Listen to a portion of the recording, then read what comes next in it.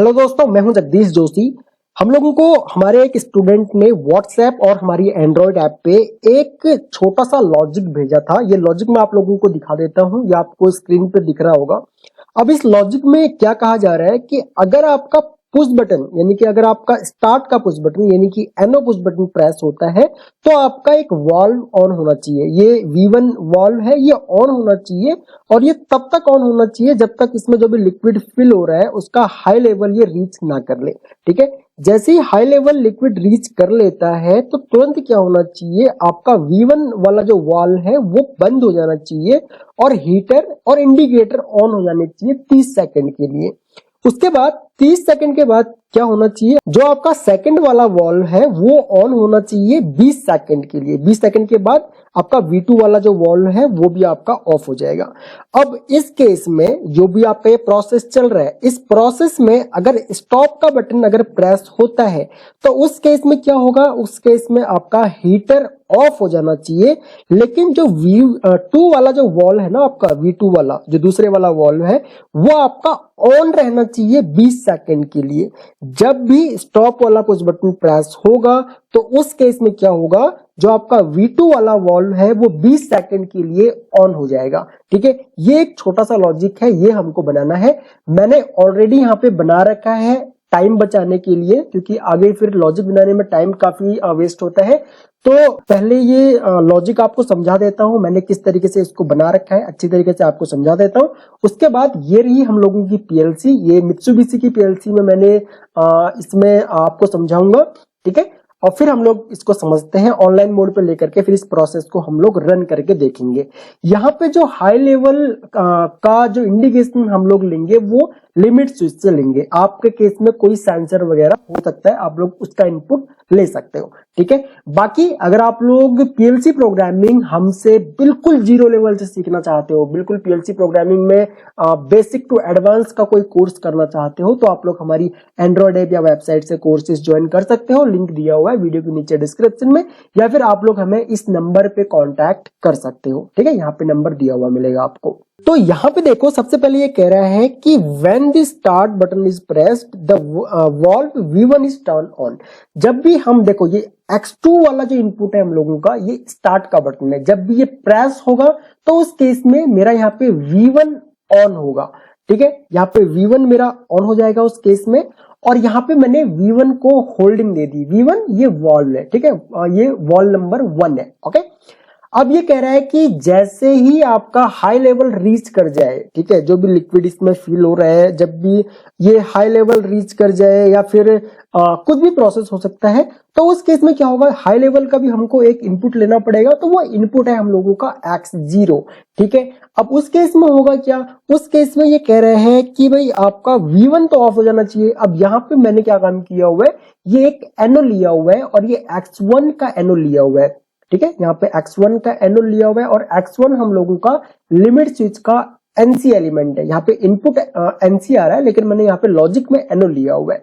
ठीक है, अब देखो यहाँ पे होगा क्या, अब जो लिमिट स्विच है उस लिमिट स्विच का X1 वाला जो इनपुट है वो NC है, लेकिन X0 वाला जो इनपुट है वो NO है। तो मैंने क्या काम किया, मैंने इसका NO वाला एलिमेंट ले लिया, एक और इनपुट ले लिया। अगर मैं चाहता तो इसी का NC यहाँ पे ले सकता था। ठीक है, अब यहाँ पे होगा क्या, जैसे लिमिट स्विच प्रेस होगा, यानी कि जैसे हाई लेवल रीच हुआ तुरंत क्या होगा, लिमिट स्विच प्रेस हुआ और उस केस में क्या होगा, यहाँ पे इनपुट आएगा। इनपुट से मैंने यहाँ पे M0 ऑन किया हुआ है पहले, क्योंकि हम लोग कोई भी एक्सटर्नल इनपुट से कोई टाइमर हम लोग ऑन नहीं करते हैं। पहले हम लोग एक एम्बिट ऑन करेंगे, उस एम्बिट से हम लोग क्या काम करेंगे, इस टाइमर को ऑन करेंगे और ये टाइमर कितनी देर तक रहेगा, ये रहेगा 30 सेकंड के लिए। यहाँ पे 300 डाला हुआ है, ये 30 सेकंड है। और उसके बाद इसी M0 से हम लोगों ने यहाँ पे क्या काम किया हुआ है, हीटर और इंडिकेटर इन दोनों को ऑन किया हुआ है। यहाँ पे मैंने T0 की NC लगा दी। जैसे ही 30 सेकंड कंप्लीट होंगे तो ये NC NO बन जाएगा और मेरे ये हीटर ऑफ हो जाएंगे। सेम ये वही कह रहा है कि 30 सेकंड तक ऑन होनी चाहिए। ठीक है, उसके बाद ये क्या कह रहा है कि 30 सेकंड के बाद जो मेरा V2 है ना, V2 ऑन हो जाना चाहिए और ये V2 ऑन रहना चाहिए 20 सेकंड तक। ठीक है, तो अब यहाँ पे हम लोगों ने क्या काम किया हुआ है, यहाँ पे हम लोगों ने उसके बाद जो T0 है ना, इस T0 से हम लोगों ने एक M1 अगेन मैंने एक M बिट ऑन कर ली, ठीक है, M1 यहाँ पे ऑन किया। अब यहाँ पे एक चीज और देखो आप लोग, जो मैंने T0 यहाँ पे लिया हुआ है ना, ये वाला जो T0 है, इस T0 से उसके बाद मैंने इस M0 को ऑफ भी किया हुआ है, क्योंकि यहाँ पे मैंने M0 को होल्डिंग दी हुई है ताकि हमारा टाइमर चलता रहे, तो हमें इस M0 को ऑफ भी करना होता है। जब जब आप लोग कोई भी M बिट को ऑन करोगे तो लॉजिक में आप लोगों ने ये भी ध्यान देना है कि आपका वो M बिट जो है वो ऑन नहीं रहना चाहिए, ठीक है। जैसे ही उसका काम खत्म तो उसको तुरंत ऑफ कर दो। तो यहाँ पे मैंने T0 से इसको ऑफ कर दिया, अब इसका काम नहीं था तो मैंने इसको ऑफ कर दिया। अब यहाँ पे T0 से अगेन मैंने यहाँ पे M1 ऑन किया। अब M1 ऑन करते ही यहाँ पे होगा क्या कि मेरा M1 ऑन हुआ और M1 से टाइमर ऑन हुआ, और यहाँ पे M1 के ही यहाँ से आगे से मैंने लिया और यहाँ पे मैंने जो V2 का जो मतलब सेकंड वाला जो वॉल्व है या फिर Y3 जो मेरा आउटपुट है, इसको मैंने ऑन कर दिया, ठीक है। अब V2 मेरा कब तक ऑन रहेगा, ये 20 सेकंड तक ऑन रहेगा, 20 सेकंड के बाद ये ऑफ हो जाएगा, ठीक है। एक तो ये हो गया। अब लास्ट में यहाँ पे ये कह रहा है कि अगर मैं स्टॉप का बटन प्रेस करूं तो उस केस में क्या होना चाहिए, उस केस में आपका हीटर ऑफ हो जाना चाहिए और जो आपका V2 वाला आउटपुट है वो ऑन रहना चाहिए 20 सेकंड के लिए। अब यहाँ पे देखो आप लोग, ऊपर जब हमारा हीटर ऑन है यहाँ पे, उस केस में अगर मैं हीटर को ऑफ कर देता हूं तो हीटर को ऑफ करने के लिए हम लोग क्या काम करेंगे, यहाँ पे मैंने एक इनपुट लिया हुआ है X3 का। यहाँ पे अगेन जो इनपुट है वो NC एलिमेंट का इनपुट आ रहा है और यहाँ पे X3 मैंने NO लिया हुआ है, लॉजिक में NO लिया हुआ है लेकिन इनपुट ये NC का आ रहा है, ठीक है।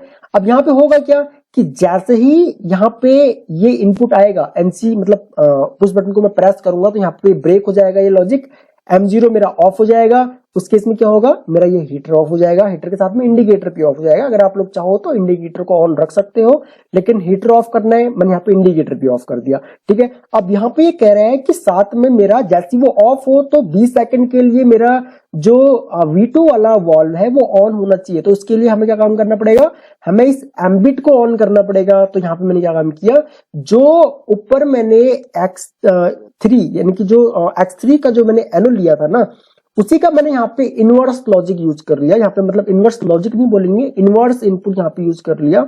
यहाँ पे मैंने NC यूज कर लिया। अब जैसे ही NC पुश बटन प्रेस होगा तब ये NC काम करेगा, ठीक है, नॉर्मल नहीं करेगा। जब NC पुश बटन प्रेस होगा तब ये NC बनेगा। उस केस में क्या होगा, अगेन मेरा M1 यहाँ पे ऑन हो जाएगा, ये परमानेंट यहाँ पे ऑन रहेगा, ये 20 सेकंड के मतलब परमानेंट ऑन रहेगा और मेरा यहाँ पे V2 ऑन हो जाएगा। 20 सेकंड के बाद मेरा यहाँ पे V2 भी ऑफ हो जाएगा और यहाँ पे मेरा M1 भी ऑफ हो जाएगा, ठीक है। ये सिंपल सा लॉजिक है, ये मैंने समझा दिया आपको। चलिए अब मैं एक काम करता हूँ, प्रोग्राम को ऑनलाइन मोड पे लेता हूँ और उसके बाद ये लॉजिक मैं आपको दिखाता हूँ कैसे काम करता है ये। सबसे पहले तो हम लोग क्या काम करते हैं, हम लोग जो ये सबसे नीचे दिया हुआ ना कि स्टॉप पुश बटन को प्रेस करेंगे तो V2 20 सेकंड के लिए ऑन रहेगा, इसको हम लोग बाद में परफॉर्म करेंगे। पहले हम लोग नॉर्मल लॉजिक देख लेते हैं, नॉर्मल कैसे काम करता है, ठीक है। सबसे पहले ये कह रहा है कि स्टार्ट पुश बटन प्रेस होगा तो V1 मेरा ऑन होना चाहिए, तो मैंने स्टार्ट पुश बटन प्रेस कर दिया, ठीक है। और ये मैं देखो, ये मेरा V1 ऑन हो गया। अब हम मान के चलते हैं कि भाई हम लोगों का जो हाई लेवल है वो हाई लेवल रीच कर गया है, ठीक है। मान के चलो मेरा हाई लेवल यहाँ पे रीच कर गया।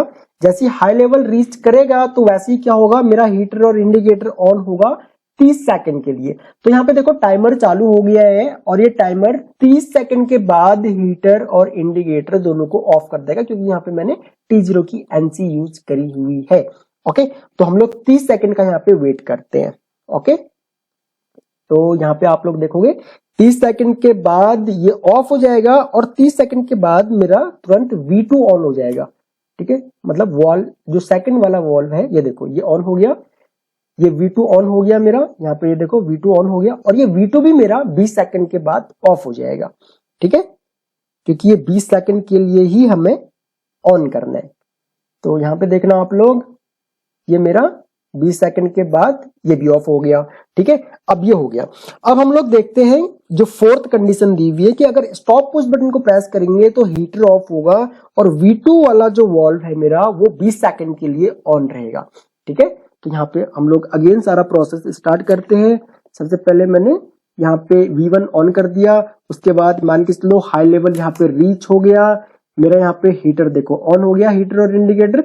हम लोग हीटर और इंडिकेटर को ऑफ कर देते हैं, हीटर और इंडिकेटर को मैंने ऑफ कर दिया, लेकिन यहाँ पे देखना वाल्व मेरा V2 वाला ये ऑन हो गया और ये 20 सेकंड तक ऑन रहेगा, 20 सेकंड के बाद ये ऑफ हो जाएगा। तो इस तरीके से ये लॉजिक बनते हैं। सिंपल है, मैंने कोशिश की यहाँ पे सिंपल से मेथड को यूज करके मैं आपके सामने ये लॉजिक बनाऊं। बाकी आप लोग और भी कई सारे तरीके से ये लॉजिक बन सकता है, आप लोग उनको भी ट्राई कर सकते हो। बाकी कोई दिक्कत आती है तो आप लोग वीडियो के नीचे कमेंट कर सकते हो। मैं कोशिश करूंगा आने वाले लेक्चर्स में आपके लिए वीडियोस लेके आऊं।